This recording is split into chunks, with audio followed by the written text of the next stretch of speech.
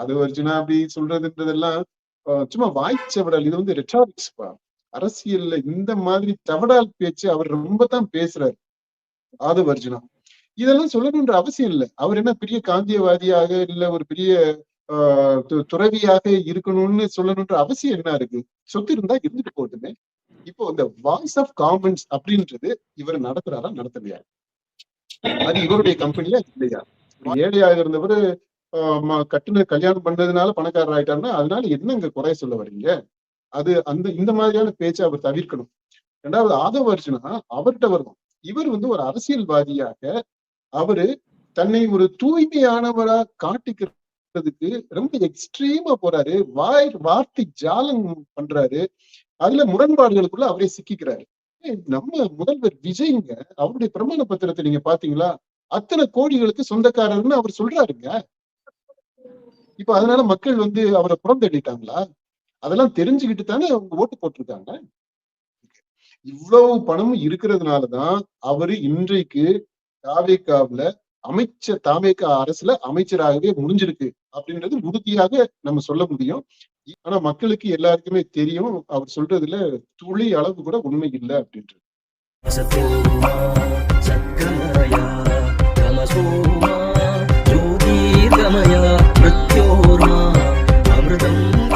சட்டசபையில வந்து ஒரு காரசாரமான விவாதமா நடந்த விஷயம் பாத்தீங்கன்னா 900 கோடி விவகாரம்ப்பா.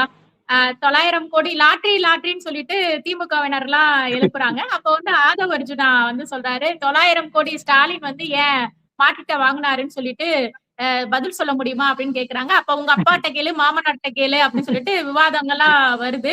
அப்போ பேசுறப்ப வந்துட்டு ஆதவ அர்ஜுனா சொல்றாருப்பா, நான் எந்த தொழிலும் இல்லை, எந்த நிறுவனமும் நடத்தவில்லை அப்படின்னு சொல்லிட்டு ஆதவ அர்ஜுனா சொல்றாருப்பா. எந்த தொழிலும் இல்லை, எந்த வேலையும் செய்யலைன்னா அப்புறம் வேலையற்ற ஆளா இருக்கிறாரா, இன்னும் அன்எம்ப்ளாய்டா இருக்கிறாரா, அதனாலதான் அரசியலுக்கு வந்தாரா என்ன? இல்ல அரசியலுக்கு வந்ததுனால மத்த எல்லா வேலைகளையும் விட்டுட்டாரா அப்படின்றது இருக்கு. இப்போ இதுல 2 விஷயத்த நம்ம ஓவர்லேப் பண்றோம்ப்பா. ஒண்ணு வந்து இந்த 900 கோடின்றது. இந்த 900 கோடி கட்சிக்கு கொடுக்கப்பட்ட நிதி. இப்போ அதே அந்த நபர் அந்த கம்பெனில இருந்து திமுகவுக்கு மட்டும் கொடுக்கல, அதிமுகவுக்கும் கொடுத்திருக்கிறாங்க, பாஜகவுக்கும் கொடுத்திருக்கிறாங்க, எல்லா கட்சிக்குமே கொடுக்குறாங்க. இது எல்லா தொழில் அதிபர்களும் அந்த தொழில் அதிபர்கள்னா அவங்க தனிப்பட்ட அக்கௌண்ட்ல இருந்து இல்ல, அவங்களுடைய நிறுவனங்கள்ல இருந்து எல்லா கட்சிகளுக்குமே அவங்க வந்து நிதிய கொடுத்துக்கிட்டு தான் இருக்கிறாங்க. கட்சி நிதியாக கொடுக்குறாங்க. இது வந்து எப்படின்னா அண்டர் கிரவுண்ட் டீலிங், இந்த பிளாக் மணி அப்படி கிடையாது. சட்டப்பூர்வமாகவே அந்த ஒயிட் மணி இருக்குது இல்லையா, பேங்க் டிரான்சாக்சன் மூலமாக நிகழ்த்தக்கூடிய பரிவர்த்தனை, பேங்க் டிரான்சாக்சன். இது வந்து லீகலான டிரான்சாக்சன். ஓகே. அப்ப இந்த 900 கோடி அப்படி இந்த திமுகவுக்கு வந்திருக்குதுன்னா அது மாதிரி இப்ப தாவேகாவுக்கு எவ்வளவு வந்துச்சுன்ட்டு அவங்க இன்னும் ஒன்னும் சொல்லல. எப்படி இந்த கட்சிக்கு ஃபண்ட் இருக்குது, என்ன நிலவரம், இந்த financial status of the party, அதை பத்தி அவங்க ஒன்னும் சொல்லல. சொல்லும் போது நமக்கு தெரியும். இப்ப திமுகவுக்கு குறிப்பிட்ட ஆதவ அர்ஜுனா சொன்னதுனால இது வந்து ஒரு தவறான செயல் கிடையாது. தவறான செயலா லஞ்சமா ஊழல் பண்ணது மாதிரி சித்தரிக்க தேவையில்லை இந்த விஷயத்தை பொறுத்த மட்டும். அப்படின்னா கேள்வி கேட்கறதுன்னா அந்த கம்பெனி, அந்த ஆர்கனைசேஷன், கார்பரேட் நிறுவனம் இருக்குது இல்லையா, அந்த நிறுவனம் ஏன் இவ்வளவு பணம் கொடுத்தாங்க அப்படின்ட்டு அவங்கள்ட்ட கேட்கலாம். அங்க இடி ரெய்டு பண்ணலாம். ஏன் இவ்வளவு கொடுத்தீங்க, பாஜகவுக்கு, தமிழ்நாடு பாஜகவுக்கு இவ்வளவு ஏன் கொடுக்கல அப்படின்னு சொல்லிட்டு கேள்வியை எழுப்ப முடியும். ஓகே. அல்லது தாவேகாவுக்கு ஏன் இவ்வளவு கொடுக்கல அப்படின்ற கேள்வியை எழுப்பலாம் அவங்கள்ட்ட. இவங்கள்ட்ட நீங்க ஏன் வாங்கினீங்க அப்படின்ட்டு எந்த கட்சிகிட்டையும் நீங்க கேட்க முடியாது. ஏன்னா சட்டப்பூர்வமாகவே அவங்க வந்து இந்த பணம் வாங்கிக்கிறதுக்கான உரிமை அவங்களுக்கு இருக்கு, கட்சிகளுக்கு இருக்கு, எல்லா கட்சிக்கும் இருக்கு. தாவேகாவுக்கும் அந்த உரிமை இருக்கு. அவங்களுக்கு யார்கிட்ட இருந்து வேணாலும் பணம் வாங்கிக்கலாம், அதாவது நேரடியா வாங்கிக்கலாம். இப்போ பாயிண்ட் வந்து இந்த நேரடியா வாங்கினதுல குறை சொல்ல முடியாது. இப்ப நேரடியா இல்லாம மறைமுகமாக எவ்வளவு பணம் இந்த நிறுவனங்கள் கொடுக்குது அப்படின்றதுதான். அப்படி கொடுத்துக்கிட்டு தான் இருக்கிறாங்க. பெரிய பெரிய பணக்காரர்கள், பெரிய பெரிய தொழில் அதிபர்கள் அப்படின்னு சொல்றவங்க சட்டப்பூர்வமாக இந்த மாதிரி டிரான்சாக்சன் இல்லாம மறைமுகமாக நிறைய வேலைகளை செஞ்சுக்கிட்டு தான் இருக்கிறாங்க இந்த தேர்தல் காலத்துல. அது எதுக்குன்னா தேர்தல் காலத்துல அப்படி செய்யறது எதுக்குனாக்க அவங்களுக்கு ஒரு ஆர்டர் வாங்குறதுக்கு, ஒரு ப்ராஜெக்ட் வாங்கிக்கிறதுக்கு, ஒரு டெண்டர் இதுல வந்து அவங்களுக்கு தேவையான விஷயம் நடக்கிறதுக்கு, அதுக்காக இதெல்லாம் செஞ்சுக்கிட்டு இருக்கிறாங்க. இதெல்லாமே நடந்துகிட்டு தான் இருக்கு. இது எல்லாருக்குமே தெரிஞ்ச விஷயம். மக்களுக்கு, உங்களுக்கும் தெரியும், எனக்கு தெரியும், எல்லாருக்குமே தெரியும். இந்த மாதிரி பணம் கொடுக்குறாங்க, செலவு பண்றாங்க அப்படின்றது. இதுல தாவேகா வந்து விதிவிலக்கா இருக்கா அப்படின்னா, எனக்கு தெரிஞ்சு அவங்க தாவேகா முழுசாக விதிவிலக்காக இல்ல இப்ப வரைக்கும். இனிமேல் வரலாம். ஓகே. அடுத்து இந்த ஆதவர்ஜுனா பாயிண்ட்டுக்கு வருவோம். அவரு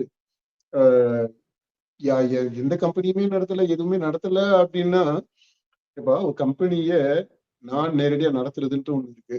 நான் ஷேர் வச்சுக்கிறது அப்படின்றது இருக்கு. நான் வந்து அதுக்கு அந்த சிஇஓவா இருக்கிறது, எம்டியா இருக்கிறது அப்படின்னு நிறைய சொல்றாங்க இல்லையா? அதாவது ஓன் பண்றது அப்படின்றது இருக்கு. ஆனா ஷேர் இப்ப ஒரு பப்ளிக் இது கம்பெனி அப்படின்னா, அந்த இதுல வந்து யார் வேணாலும் ஷேர் வாங்கிக்கலாம் இல்லையா? அந்த மாதிரி எல்லாம் இருக்குல்ல. இப்ப இது எல்லாத்தையுமே நம்ம கணக்குல எடுத்துக்கணும். அந்த டீடைல்ஸை பத்தி நமக்கு முழு விவரங்கள் அந்த கம்பெனி இதை பத்தி டீடைல்டா நமக்கு தெரியாது அப்படின்றதுனால இந்த மேலோட்டமான ஒரு பார்வையோட நம்ம நிறுத்திக்கிறோம். இப்ப இவரு எந்தெந்த கம்பெனிஸ்ல ஷேர்ஸ் வச்சிருக்கிறாரு அப்படின்றது தெரியல. அதெல்லாம் கம்பெனி நடத்துறதா கிடையாது. கம்பெனி இவர் நடத்தாம இருக்கலாம். ஆனா நிறைய கம்பெனிஸ்ல இவர் ஷேர்ஸ் வச்சிருக்கலாம். அது வந்து இந்த முதலீடு பண்றது மாதிரிப்பா. நம்ம பணத்தை பேங்க்ல போடுறதுக்கு பதிலாக இந்த மாதிரி ஷேர்ஸ்ல போட்டு வச்சுக்கிறது. அப்படி இவர் எவ்வளவு கம்பெனிஸ்ல போட்டு வச்சிருக்கிறாரு அப்படின்றது இந்த கணக்குல அவர் சொல்லல. ஓகே. அடுத்து இப்போ இந்த வாய்ஸ் ஆஃப் காமன்ஸ் அப்படின்றது இவர் நடத்துறாரா நடத்தலையா? அது இவருடைய கம்பெனியா இல்லையா? வாய்ஸ் ஆஃப் காமன்ஸ் அப்படின்றது அது மாதிரி இன்னும் 2-3 என்ஜிஓஸ் மாதிரி எல்லாம் இருக்கு. இப்போ இவர் பேர்ல இருந்த கம்பெனிகள் எல்லாம் இப்போ இவர் பேர்ல இல்லாம இருக்கலாம். இவருடைய பினாமிகள் பேர்ல இருக்கும்.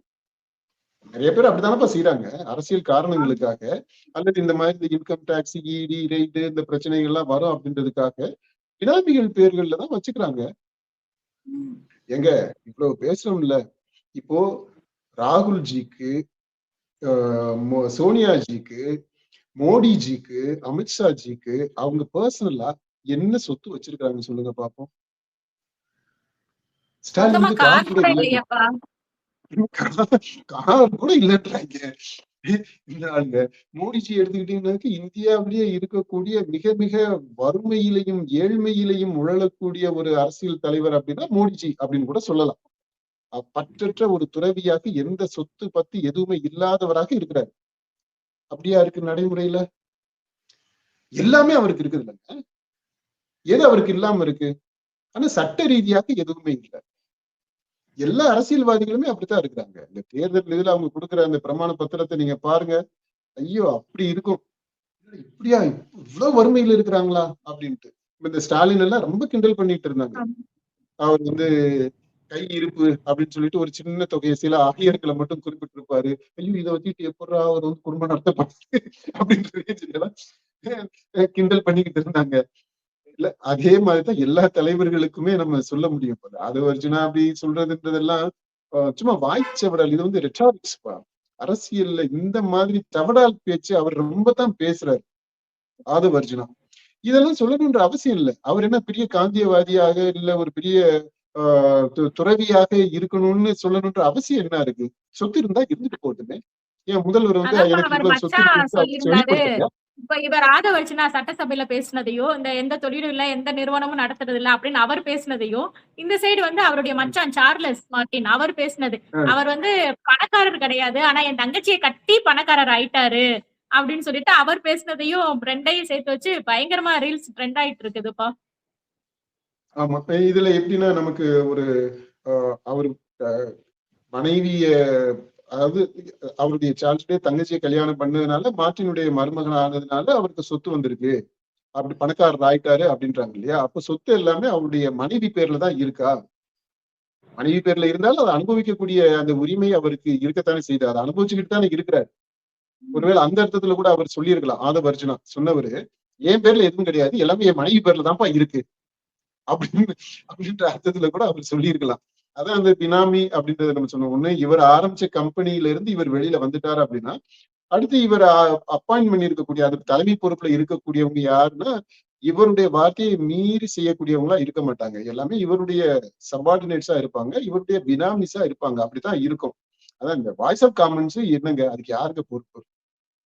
அது யாருடைய கட்டுப்பாட்டுல இருக்குங்க? இப்போ சட்ட ரீதியாக இல்ல, டி ஜுரே இல்ல, டி ஃபேக்டோ யார் கையில இருக்கு? அந்த கேள்வி. அடுத்து அந்த இவரு சார்லஸ் சொன்னதுல எனக்கு ஒரு மாறுபட்ட கருத்து இருக்கு. அதை நான் ஏற்றுக்கொள்ளல. அது ஒரு வறுமை நிலையில இருந்து ஏழ்மை நிலையில இருந்து ஒருத்தர் பணக்காரரா ஆகுறது அப்படின்றத கொச்சைப்படுத்துறது மாதிரி, மலினப்படுத்துறது மாதிரி பேசக்கூடாதுன்னு தான் நான் நினைக்கிறேன். அதை வச்சுன்னா ஏழையாக இருந்தாருன்னா இருக்கட்டும்பா, இருக்கட்டும்பா.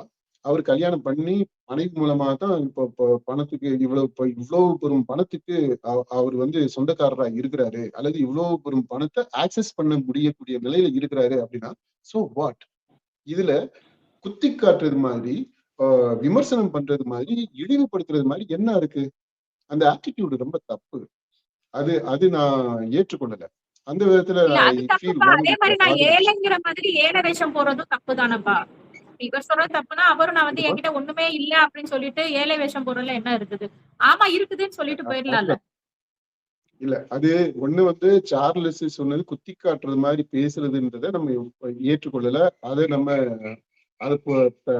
அதை கண்டிக்கணும் தான் நான் நினைக்கிறேன். அந்த சார்லஸ் இனிமேல் போற பக்கங்கள்ல எல்லாம் இந்த மாதிரி பேசக்கூடாது.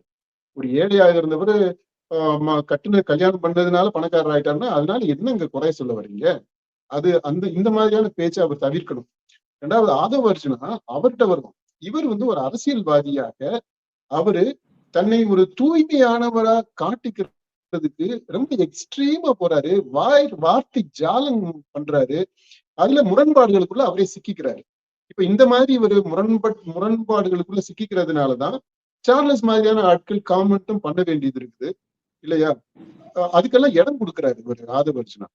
அப்படி தேவை இல்லைங்க. நீங்க பணக்காரனாவே இருங்க. பணக்காரனா இருக்கிறதுல என்ன தப்பு? அதாவது நீங்க பணம் உங்களுக்கு இருக்குது அப்படின்னா, என்கிட்ட பணம் இருக்குன்னு சொல்றதுல என்ன தப்பு? ஏன் நம்ம முதல்வர் விஜய்ங்க, அவருடைய பிரமாண பத்திரத்தை நீங்க பாத்தீங்களா? அத்தனை கோடிகளுக்கு சொந்தக்காரர்னு அவர் சொல்றாருங்க. இப்ப அதனால மக்கள் அவரை புறந்தள்ளிட்டாங்களா? அதெல்லாம் தெரிஞ்சுக்கிட்டு தானே அவங்க ஓட்டு போட்டிருக்காங்க. அது மாதிரி எத்தனை பேரு இப்ப இவங்களுடைய மாமியாரை கட்சி தேர்தலில் நின்னாங்க இல்லையா? ஆதவ அர்ஜுனனுடைய மாமியாரு, அவங்களுடைய பிரமாண பத்திரிகையை பாத்தீங்களா? பத்திரத்தை பாத்தீங்களா? அதுல அத்தனை கோடிகளுக்கு சொந்தம்னு தானப்பா சொல்லி இருக்கிறாங்க. அதனால அவங்களுடைய மதிப்பு குறைஞ்சிருச்சு என்ன? ஆக்சுவலா வர்றாங்க, அடுத்த நாளே சீட்டு கிடைக்குது, அடுத்த நாளே எம்எல்ஏ ஆகுறாங்க, அடுத்த நாளே நெகோசியேட் பண்றாங்க. அதாவது தாவேகாவுக்கும் அதிமுகவுக்கும் பேச்சுவார்த்தை நடத்துறாங்க, திமுகவுக்கும் அதிமுகவுக்கும் பேச்சுவார்த்தை நடத்துறாங்க. அவ்வளவு பெரிய ஆளா விஸ்வரூபம் எடுக்கிறாங்க. அதனால இவங்க பணம் இருக்கு அவங்கள்ட்ட, அதனால இந்த வேலை எதுவும் நடக்காம போயிருச்சா என்ன? நடக்கிறது நடக்கும். பணம் இருக்கிறதுனாலயே காரியங்கள் நடக்குது. இப்ப ஆதவ அர்ஜுனா பணம் இருக்கிறதுனால மட்டுமே தான், அது பணம்னா பெரும்பணம். பெரும்பணம்னா நம்ம கற்பனைக்கு எட்டாத அளவுக்கான பெரும்பணம். அந்த பணம் எல்லாமே வெள்ளையா இருக்கா அப்படின்னா இல்ல. வெள்ளையா இருக்கலாம், பல வண்ணங்கள்ல இருக்கு, பல இடங்கள்ல இருக்கு, பல வடிவங்கள்ல இருக்கு. இவ்வளவு பணம் இருக்கிறதுனாலதான் அவரு இன்றைக்கு தாவேகாவுல தாவேகா அரசுல அமைச்சராகவே முடிஞ்சிருக்கு அப்படின்றது உறுதியாக நம்ம சொல்ல முடியும். இது எல்லாருக்குமே தெரிஞ்ச விஷயம். இதுல எதுக்கு அவர் மறைக்கணும்? அவருக்கு பணம் பெரும்பணம் இருந்ததுனாலதான் அவர் பெரிய அறிவாளி மாதிரி காட்டிக்க முடிஞ்சது. அப்படிதான் அந்த கோதாவுலதான் இவர் இதுலயே திமுகவிலேயே போய் அந்த ஸ்ட்ராட்டஜிஸ்டா போயிட்டு அந்த டீம்ல அவர் ஒர்க் பண்ணது. சபரீசன் கூட 2 பேரும் பயங்கரமான சபீஸ்பா. அவ்வளவு இவங்க எல்லாருமே இப்ப எதிரிகள் மாதிரி பேசிக்கிறாரு இல்லையா ஆதவ அர்ஜுனா? அவங்க எல்லாருமே ஒண்ணு மண்ணா பயங்கரமா தோஸ்து. அவங்க எல்லாருமே அப்படி இருந்தவங்கதான் திமுகவுல அவர் இருக்கும்போது. அப்புறம் அதே இதுலதான் இந்த மாதிரியான இவருக்கு access to wealth, money and influence அது இருந்ததுனாலதான் டிசிகாவுக்குமே அவர் போக முடிஞ்சது. அப்புறம் அதே இதுலதான் தாவிகாவுக்குமே வர முடிஞ்சது. இன்னைக்கு தாவிகாவுல கோலோச்சவும் முடியுது. அதனாலதான் இதை மறுக்கிறது, இதை ஏற்றுக்கிறதுல அவருக்கு பிரச்சனை இருக்கு. அது அவருடைய பிரச்சனை. ஆனா மக்களுக்கு எல்லாருக்குமே தெரியும் அவர் சொல்றதுல துளி அளவு கூட உண்மை இல்லை அப்படின்றது.